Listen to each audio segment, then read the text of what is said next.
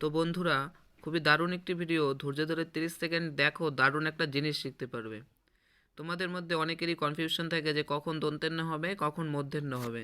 যেমন এখানে কি রয়েছে, মুন্ডু। মুন্ডু বানানে দন্তের ন হবে না মূর্ধন্য ন হবে, দন্ত বানানে দন্তের ন হবে না মূর্ধন্য ন হবে, পণ্ডিত বানানে দন্তের ন হবে না মূর্ধন্য ন হবে, চিন্তা বানানে দন্তের ন হবে না মূর্ধন্য ন হবে।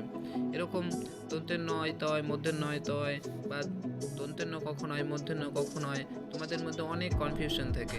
তো এটার একটা দারুণ টেকনিক তোমরা শিখে নাও, এখানে দেখবে খুবই কাজে দেবে। এখানে কি রয়েছে, ট, ঠ, ড, ঢ, মূর্ধন্য। তো মূর্ধন্যের সামনে এই ট, ঠ, ড, ঢ যতগুলো সংখ্যা আছে প্রত্যেকটির উপরে কি হবে জানো, প্রত্যেকটির উপরেই হবে মূর্ধন্য। এটার উপরেও মূর্ধন্য, এটার উপরেও মূর্ধন্য, এটার উপরেও মূর্ধন্য, এটার উপরেও মূর্ধন্য। মানে যদি এই সংখ্যাগুলো থাকে তো এগুলোর উপরে কি হয়, সবসময় মূর্ধন্যই হয়।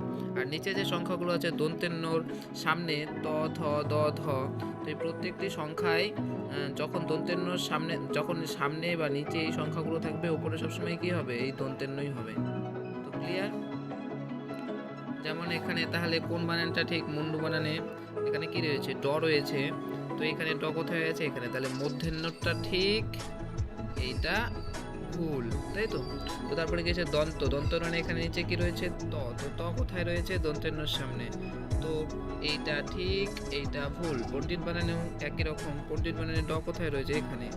তো আমাদের দন্তেন্যটা ভুল হবে, মূর্ধন্যটা ঠিক হবে। চিন্তা বানানে ত রয়েছে, তাই তো। তো ত, ত, এই তো ত, তাহলে এখানে কি রয়েছে, দন্তেন্য। তাহলে এখানে কি হবে, দন্তেন্যটা ঠিক হবে, মূর্ধন্যটা ভুল হবে। তো বন্ধুরা, ভিডিওটি ভালো লাগলে লাইক করো, শেয়ার করো, সাবস্ক্রাইব করো।